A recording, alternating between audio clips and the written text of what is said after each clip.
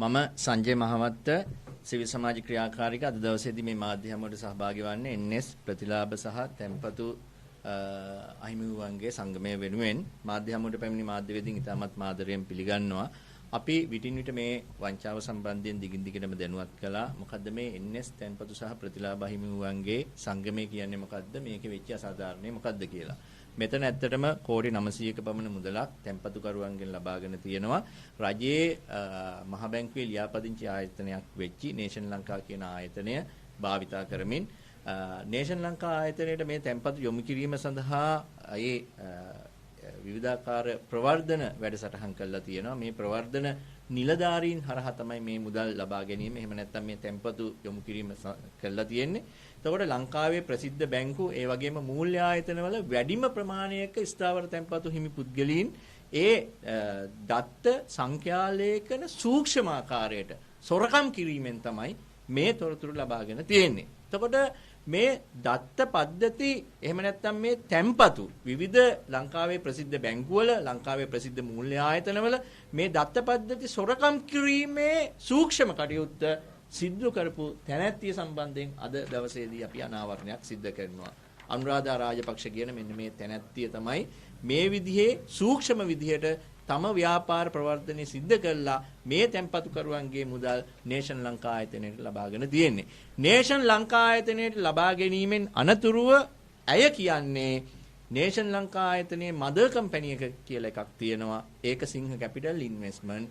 ඊට පස්සේ මේ මුදල් tempatu සඳහා ප්‍රෝනෝට් එක හෝ එහෙම නැත්නම් ඒ tempatu සහතිකය ලබා දෙන්නේ සිංහ කැපිටල් ඉන්වෙස්ට්මන්ට් හරහා. එතකොට සිංහ කැපිටල් ඉන්වෙස්ට්මන්ට් කියන්නේ ශ්‍රී ලංකා මහ බැංකුවේ ලියාපදිංචි වෙච්ච ආයතනයක් නෙමෙයි. මේ වන විට මේ සියලුම tempatu කරුවන් අන්ත අසරණ වෙලා ඉන්නේ මෙන්න මේ සූක්ෂම කටයුතු කරපු මේ කාන්තාව ඇතුළු ව්‍යාපාර ප්‍රවර්ධනය කරපු නිලධාරීන්ගේ ක්‍රියාකලාපය නිසා. ඉතින් මේක ලංකා ඉතිහාසයේ දැවැන්ත වංචාවක්. ශ්‍රී ලංකා මහ බැංකුවද මේකට වග කියන්න ඕනි. ඒ වගේම තමයි ආයතනයක් තුල ඉඳගෙන ඒ ආයතනයට සම්බන්ධ නැති තවත් ආයතනයකට මේ tempatu ගලාගෙන යෑමට සලස්වලා තියෙනවා. මේකේ මහ මොලකරුවන් වශයෙන් කටයුතු කරලා තියෙන්නේ මෙන්න මේ අනුරාධා රාජපක්ෂ ඇතුළු කණ්ඩායම. ඉතින් කරුණාකරලා අපි ඉල්ලා සිටිනවා මේ නිවැරදි කිරීම එහෙම නැත්නම් මේ අනාවරණය අපි දිගින් දිගටම සිද්ධ කරනවා. මේ තියෙන්නේ අනුරාධා සෙනවිරත්න තමන්ගේ ගේ ලස්සනට හදාගෙන ඒ කමිෂන් අනුරාධා රාජපක්ෂ ඒ තමන්ගේ ගේ ලස්සනට හදාගෙන ඊට පස්සේ මේ ගේ විකුණන්න දාපු ඒ ඇඩ්වර්ටයිස්මන්ට් එක. එතකොට මේ විදිහේ විශාල වශයෙන් මං හිතන්නේ සාමාන්‍යයෙන් tempatuවකට 5%ක වගේ කමිෂන් එකකටත් වඩා වැඩියෙන් ලබාගෙන තියෙනවා මේ tempatu කරුවන් සූක්ෂම විදිහට රවට්ටලා.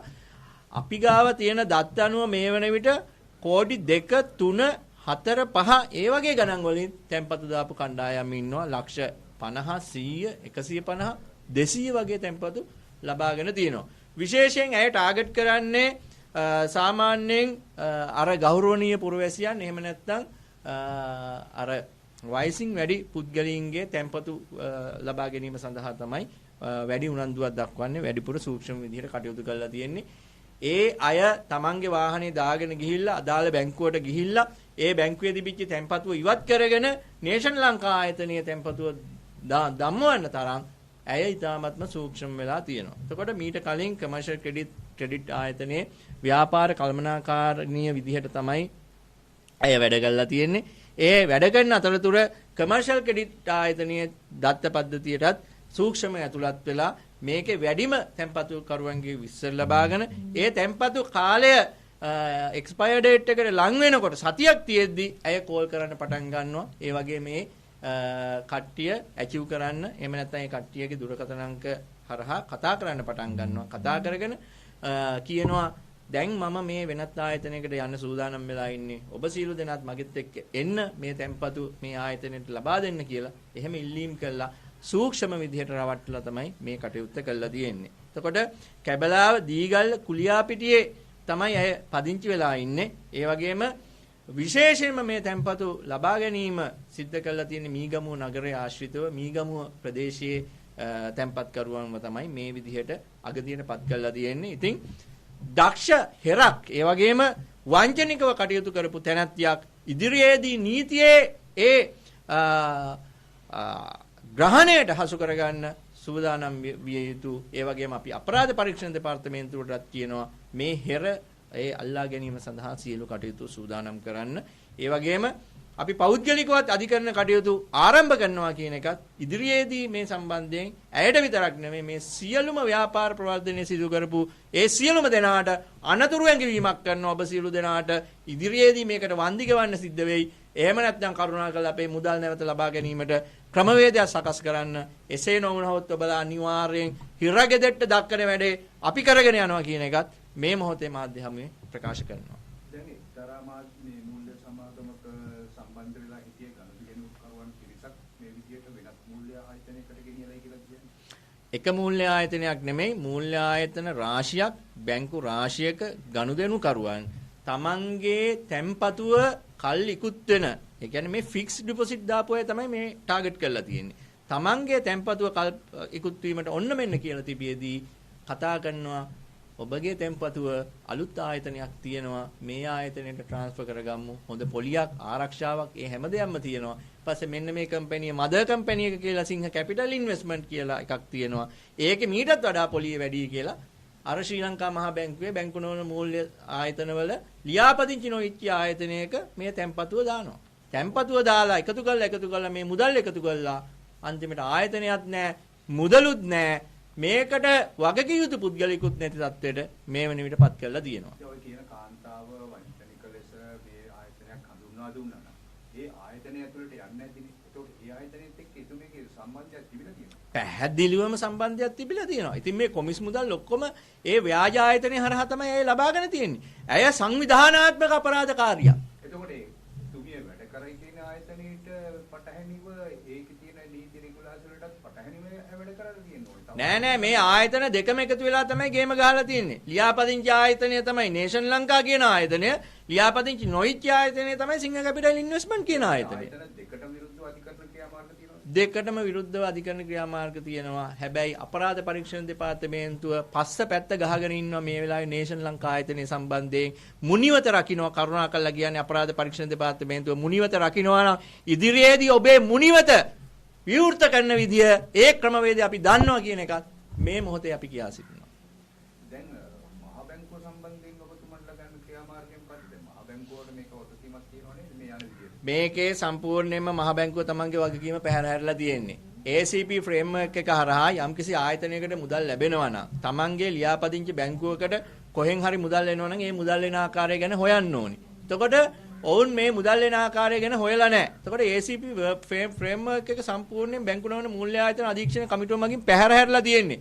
ව්‍යංගාර්ථයෙන් කියනවා නම් මහා බැංකුවේ ලියාපදිංචි වෙච්ච සමාගම් බේරගන්න තැන්පතුකරුවන්ගේ මුදල් අනතුරට තියලා ලියාපදිංචි නොවන ආයතනයක් බංකොලොත් වෙන්න ඉඩ හැරලා සූක්ෂම විදියට මේ මුදල් ලබා ගැනීම කණ්ඩායමක් තමයි ශ්‍රී ලංකා මහා බැංකුව කියන්නේ. මහා බැංකුවේ ආශිර්වාදය මේ ලියාපදිංචි සමාගමේ අධ්‍යක්ෂක මණ්ඩලයෙන් ලැබිලා තියෙනවා. ඒක මහා බැංකුව හිතාමතා කරපු වැරද්දක්. මේ මූල්‍ය ඝාතනයක්.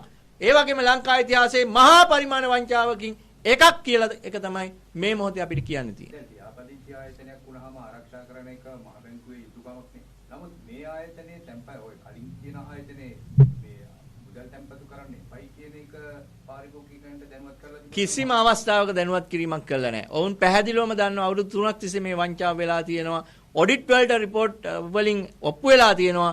ඒ සියලු දේ නොසලකා හැරලා මේක සංගෝලා ඒක ප්ලෑන් කළා වෙල් ප්ලෑන් ගේම් එකක් වයිට් කොලර් මාෆියා ගේම් එකක් ක්‍රිමිනල් කේස් එකක් විදිහට තමයි ශ්‍රී ලංකා මහා බැංකුව මේ තැන්පතුකරුවන්ගේ කෝටි 900 මුදල ඩැහැගෙන තියෙන්නේ.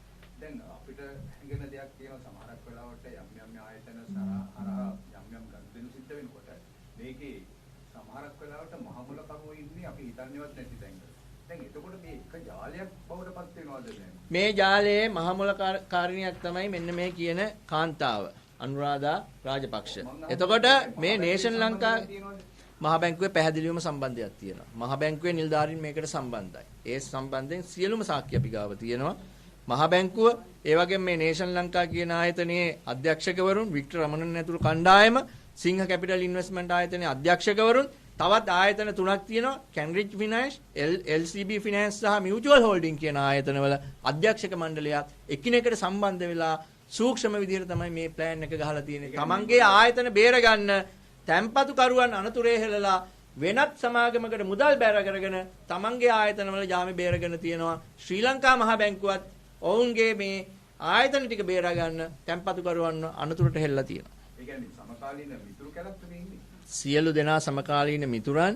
ඒ වගේම කැලණිය විශ්වවිද්‍යාලයේ එකට අධ්‍යාපනය ලැබපු අධ්‍යක්ෂක මණ්ඩලයේ නිලධාරීන් සහ ශ්‍රී ලංකා මහ බැංකුවේ ඒ අදාළ අංශයේ නිලධාරීන් සිටිනවා කියන එක අපිට මේ වෙන විට ඔප්පු වෙලා තියෙනවා. දැන් ඔබතුමා කලින් සඳහන් කරා මේක ඇවිල්ලා මූල සමාගම් අතර සිද්ධ වෙච්ච වාරිකෝකකින් අතර සිද්ධ වෙච්ච දෙවන්තම වංචාවක්. වංචාව. කෝටි 900කට ආසන්නයි.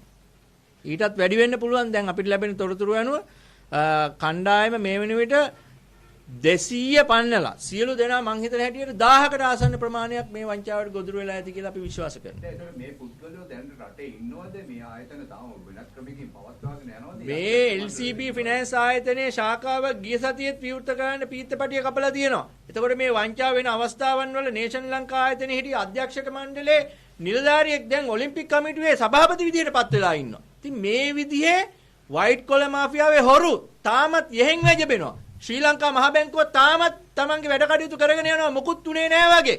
ඒ වගේ තොත්ත බබාලා තමයි ඉන්නේ. හැබැයි මේ තොත්ත බබාලට අපි ඉදිරියේදී තමන් තොත්තද නැද්ද කියන එක ඉදිරියේදී අපි පෙන්නනවා කියන එකත් මේ මොහොතේ කියා සිටිනවා. ඒ අපි කියන්නේ මහ බැංකුවට, අපරාධ පරීක්ෂණ දෙපාර්තමේන්තුවට, ඒ වගේම අපි අභියෝග කරනවා නීතිපති දෙපාර්තමේන්තුවටත්. ඒ වගේම තමයි මේ අධ්‍යක්ෂක මණ්ඩලවල නිලධාරීන්ටත් කරුණාකරලා සීරුවෙන් සිටින්න, සූදානමින් සිටින්න, කොහෙටද හිරගෙදෙට්ට යන්න කියන එක අපි මේ මොහොතේ කියා සිටිනවා. ඔබතුමාලා අධිකරණ ක්‍රියාමාර්ග ගත්තා නම් ඔය ප්‍රසිද්ධ කරපු නම් මේ නගරපත් වෙච්ච සභාපතිතුමා ඔය කාන්තාව ඔක්කොම මේ අධිකරණ ක්‍රියාමාර්ගයේ තුල නම් වෙලා ඉන්නවා. ඔවුන් නම් කිරීමේ වගකීම මේ වෙනත ගන්න තියෙන්නේ අපරාධ පරීක්ෂණ දෙපාර්තමේන්තුවට සහ ශ්‍රී ලංකා මහ බැංකුවට. ඔවුන් තමන්ගේ වගකීම පැහැරහැරලා මේකේ ඉන්න මේ ව්‍යාපාර ප්‍රවර්ධනය සිදු කරපු නිලධාරීන් නම් කිරීම පැහැරහැරලා තියෙනවා. අපි කරුණාකරලා කියන්නේ මේ සියලුම ව්‍යාපාර ප්‍රවර්ධන නිලධාරීන් 30ක් විතර ඉන්නවා. ඒ 30ම වහාම හෙටම අත්අඩංගුවට ගන්න ඕනි කියන එක තමයි අපි කියා සිටින්නේ. මේ සම්බන්ධයෙන් සියලුම සිවිල් නඩු ඉදිරියේදී පවරනවා. ඒ සියලුම සිවිල් නඩු වලින් අන්තිම සතේ දක්වා පොලි මුදලත් එක්ක මේ අපිට වෙච්ච මේ පාරිභෝගිකයන්ට වෙච්ච අලාභයත් එක්ක ඒ සියලුම මුදල් අපි අය කරගන්න කටයුතු කරනවා කියන එකත් කියා සිටිනවා.